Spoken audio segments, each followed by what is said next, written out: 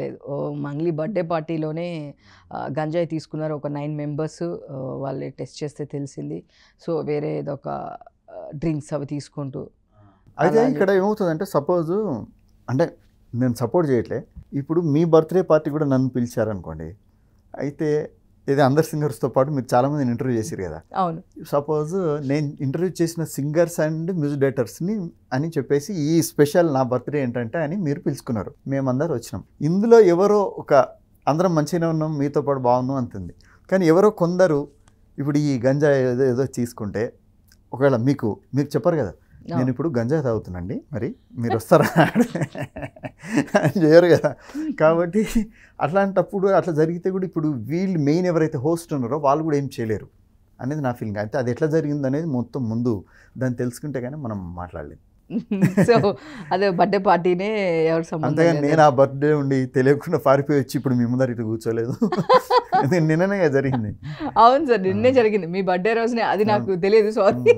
అనుజ్ కూడా నిన్ననే అనుజ్ అనేది పంచదార బొమ్మ బొమ్మ పాడేవాడు కదా, అవును. అతను కూడా is like my brother. So మేమంతా ఇది బాలయ్య బాబు గారి గ్యాంగ్ మాది. మాటలు లేవు, మాట్లాడుకోవటాలు లేవు ఇక్కడ. ఆయనలాగా అంతేనా? అంతే మాస్ అందరూ. మేమంతా మాస్ క్లాస్, ఇప్పుడు ఆయన మాసేనా, మంచి చిన్నపిల్లలాగా కూడా ఉంటుంది ఆయన బిహేవియర్, అట్లా కూడా ఉంటుంది. అంటే ఏది ఉంటే మాట్లాడిస్తారు అంతే.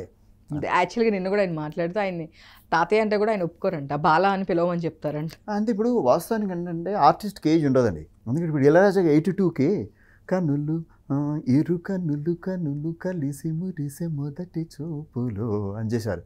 20 ఏళ్ల క్రితం చేసిన పాటకి ఇది అట్లాగే ఉంది, అంతే యంగ్గా ఉంది. తర్వాత ఇంకా 30 ఇయర్స్ బ్యాక్ లేదా 40 ఇయర్స్ బ్యాక్ చేసిన పాట కన్నా టు బి ఫ్రాంక్ ఇది చాలా ఇంకా ఒక యంగ్స్టర్ కంపోజ్ చేసినట్టు ఉంది. మీరు వినండి ఆ పాట, ఇది మొన్న షష్టిపూర్తిలో. విన్నాను. అయితే మరి ఉన్నప్పుడు హౌ అంటే మీరు ఇప్పుడు ఆయన ఏజ్ని ఎట్లా అంటారు? కాదా, కాబట్టి అది ఒక నంబర్ అంతే. పైగా ఆయన మొన్న ఎక్స్ప్లెయిన్ చేసే తీరు కూడా మీరు చూస్తే ఎంత బాగా చెప్తున్నారంటే ఏ మ్యూజిక్ గురించి, ఏ వచ్చిన తర్వాత ఏంటి మరి ఇట్లా పరిస్థితి మ్యూజిక్ వాళ్ళ అంటే అదే అన్ని ఇస్తుంది కదా. అంటే ఇప్పుడు ఏ అంటే ఏముంది అంటే అన్ని బఫెట్ లాగా అది అక్కడ ఇక్కడ అన్నీ రెడీ చేసి పెట్టి ఉంటుంది, దీంట్లో కొంచెం తీసుకోవడమే అంటున్నాడు ఆయన. అంటే అంత పర్ఫెక్ట్ నాలెడ్జ్ కానీ అంతా ఉంది. సో అప్డేటెడ్గా ఉన్నాడు ఆయన. సో అప్డేటెడ్గా ఉన్నప్పుడు హౌ కెన్ అంటే అతను ఒక ఏజ్డ్ పర్సన్ ఎట్లా అవుతాడు? కాదు, ఈజ్ ఏ యంగ్ అంతే. ఇక సో ఈ బాలయ్య బాబు అయినా లేదా సో ఆర్టిస్ట్ అయినా లేదా మీరు ఇప్పుడు యాంకర్గా అయినా రేపు ఇంకొక 30 ఏళ్ళ తర్వాత మిమ్మల్ని ఎవరైనా ఆంటీ అంటే మీకు కోపం వస్తుంది. కాంట్రవర్సీ ఉన్నదానికి మళ్ళీ కాంట్రవర్సీ. సో అనసూయ గారు లాగా అందుకని నన్ను ఎవ్వరు అసలు నాకు అంకుల్ అంటే మహా కోపం వచ్చేస్తాయి ఎవరైనా చిన్నపిల్లని. అందుకనే వాళ్ళు ముందే ప్రిపేర్ చేస్తా. సపోజ్ ఏంటంటే ఇక నువ్వు ఇప్పుడు దివ్య అనే పేరుంది అనుకో, నీ పేరేంటమ్మా అంటే దివ్య అంటే, ఓ నువ్వు దివ్య నేను రవణ, ఓకే నువ్వు దివ్య నేను రవణ, నేను కూడా నీ స్కూలే తెలుసా అని చెప్తా. సో అట్లా ఏంటంటే వాళ్ళు కొంచెం నిజమా అన్నట్టుగానే అనుకుంటారు. సో అట్లా ఎవరైనా చిన్నపిల్లలందరినీ ముందే వాళ్ళ పేరు రింకు, నువ్వు రింకు నేనెవరు రవణ, సో రింకు రవణ రింకు. సో నెక్స్ట్ టైం వాళ్ళు కలిసినప్పుడు 6 నెలల పిల్లల జ్ఞాపశక్తి కదా, నెక్స్ట్ టైం కలిసినప్పుడు ఎవర్రా అంటే రవణ అంటారు. అట్లా సూపర్ అనిపిస్తుంది. అట్లా మోల్డ్ చేస్తూ ఉంటారు సార్. సో ఇళయరాజా గారి సాంగ్స్లో మీ ఫేవరెట్ సాంగ్ అంటే? చెప్పాలండి ఇప్పుడు అంటే నాకు బాగా అంటే ఈ అన్వేషణ దాంట్లో కీరవాణి చిలకల తనన తారిరారే అంటే లిరిక్ గుర్తులేదు కానీ మీరు సడన్గా అయ్యేసరికి నాకు బాగా ఇష్టమైన పాట ఇదొకటి. తర్వాత అంటే ఆయన అన్నీ ఏదో ప్రతి దాంట్లో ఏదో, ఆ తర్వాత ఓ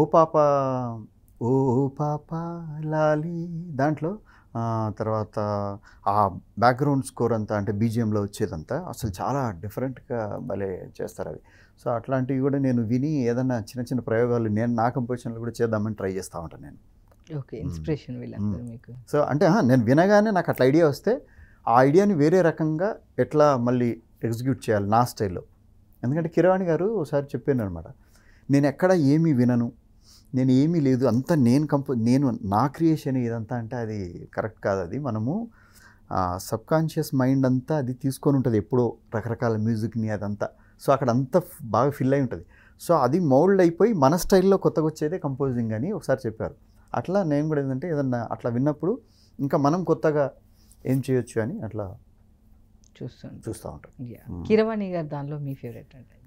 కీరవాణి గారి పాటల్లో ఔరా అమ్మక చల్ల ఆలకించి నమ్మడమెల్ల అంత వింత గాథల్లో ఆనందలాల జామురాతిరి జాబిలమ్మ జోల పాడనా ఇలా, అది కూడా చాలా ఇష్టం. సూపర్. అసలు సాంగ్స్ అన్నీ ఎవర్ గ్రీన్. సో మీరు ఫస్ట్ మీకు అసలు ఆపర్చునిటీ అనేది ఎలా వచ్చింది? ఇంకా అది అంటే మసాలు చెప్పాను కానీ బట్ అయినా స్టిల్ ఏంటంటే అసలు నేను ఎక్స్పెక్ట్ చేయలేదు. ఆ రోజు ఊరికే అనుకోకుండా చక్రి గారికి ఫోన్ చేయడము. ఆయన ఏంటంటే అప్పుడు ఆర్పి గారు చక్రి గారు బాగా ఇంకా స్టార్టింగ్లోనే ఉన్నారు కదా, ఇంకా ఆయన ఒక సినిమా చేశారు నీకోసమని, ఇంకా waiting for another opportunity. And Chakri గారేమో ఇంకా ఎంట్రీ అవ్వలేదు. సో ఆ టైంలో ఏంటంటే ఇట్లా చిత్రం రికార్డింగ్ అవుతుంది, వెళ్ళి కలవచ్చు కదా, నువ్వు ఏదన్నా ఉంటుందేమో అంటే అట్లా నేను హడావిడికి బస్ ఎక్కి వెళ్ళి సో అన్నని వెళ్ళి ఆ స్టూడియోలో కలిస్తే అది ఆ టైంలో అనుకోకుండా అట్లా అదొక మెరాకిల్ జరిగిపోయింది. సో ఆ మెరాకిల్ కాస్త ఇట్లా ఇలా ఈరోజు ఇన్ని పాటలు పాడి ఇన్ని పాటలు పాడి ఈరోజు ఇక్కడ ఉన్నారు.